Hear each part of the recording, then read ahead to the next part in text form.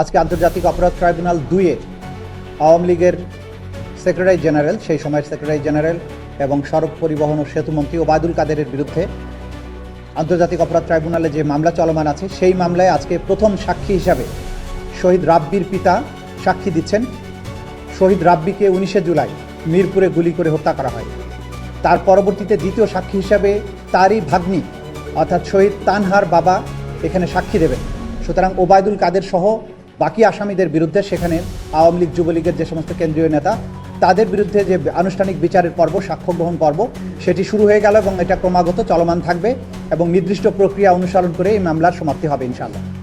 এর বাইরে আজকে শেখ হাসিনা সহ 10 জনের বিরুদ্ধে পাতার থেকে 2016 সালে বাংলাদেশের বিভিন্ন জায়গা থেকে, বিশেষ করে বগুড়ার পুলিশ লাইন থেকে 7 জন বন্দীকে গোপন কারাগারে বন্দী রেখে, দীর্ঘদিন আটক রেখে তাদেরকে উদ্ধার দেখিয়ে 8/10/2016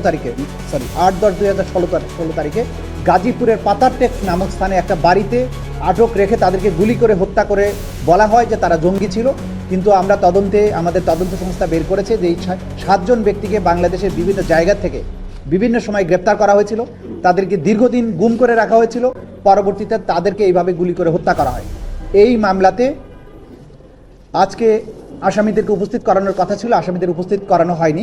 আগামী 2রা মার্চ শেখ হাসিনা সহ আসামি জাবেদ পাটোয়ারি, শহীদুল হক সহ বাকি আসামিদেরকে আদালতে উপস্থাপন পূর্বক এই মামলার পরবর্তী কার্যক্রম গ্রহণের জন্য আদালত নির্দেশ দিয়েছেন।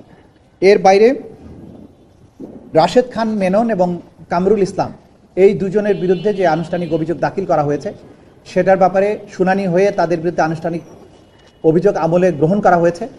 আগামী 2রা মার্চ তাদের বিরুদ্ধে অভিযোগের শুনানি অর্থাৎ চার্জ গঠনের শুনানি অনুষ্ঠিত হবে।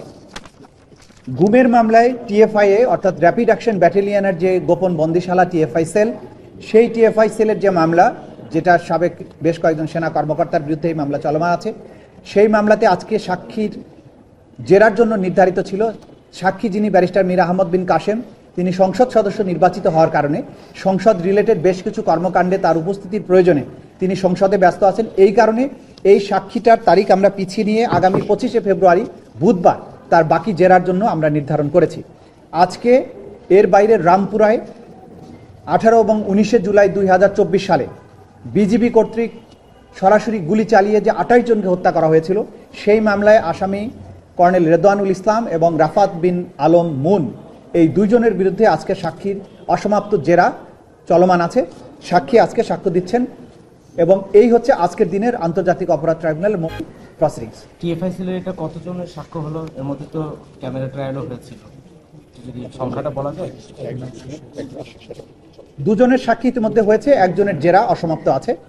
আর যার জেরা সমাপ্ত হয়েছে টিএফআই এর ভেতরের সমস্ত অবস্থার বর্ণনা দিয়েছেন, তার সাক্ষীটা হয়েছে ক্যামেরাতে। সুতরাং সব বিষয়ে আপনাদেরকে সেটা বলতে পারছি না। আমরা দেখেছি যে আজকে আখতার হোসেন এসেছেন, ট্রাইব্যুনালে এসেছেন, তিনি কেন এসেছেন? তারা যেহেতু আমাদের আন্তর্জাতিক অপরাধ ট্রাইব্যুনালের 2টো মামলায় আখতার হোসেন সাহেব সাক্ষী, সেই ব্যাপারে তার সাথে আমাদের কথাবার্তা বলার প্রয়োজন ছিল, সেজন্য এসেছেন। এর বাইরে উনি যেহেতু একটা রাজনৈতিক দলের নেতা এবং বর্তমানে সংসদ সদস্য, তিনি জানতে এসেছিলেন আমাদের কোন মামলার কতদূর অগ্রগতি, কী সমাচার, বা উনি যে মামলার সাক্ষী সেটা কবে নাগাদ সাক্ষ্য গ্রহণ হবে, এই সব বিষয়ে জানার জন্য, আমাদের অগ্রগতি জানার জন্য, আমাদের কোনো সমস্যা আছে কিনা এই সব বিষয়ে খোঁজখবর নেওয়ার জন্য একজন জুলাই যোদ্ধা হিসাবে, একজন রাজনীতিবিদ হিসাবে, একজন সংসদ সদস্য হিসাবে, একজন সাক্ষী হিসাবে, সব ক্যাপাসিটিতেই তিনি আমাদের কাছে এসেছিলেন জানার জন্য। তিনি এসছেন এবং আমি যতদূর জানি একটা কোর্টে বসে তিনি সাক্ষ্য গ্রহণ সেটাও প্রত্যক্ষ করেছেন। তাদের এটা জানা দরকার বাংলাদেশে এই বিচার কিভাবে চলছে, এবং সাক্ষী হিসাবে ওনার জানা দরকার যে ওনার সাক্ষীটা পরবর্তীতে কবে অনুষ্ঠিত হবে।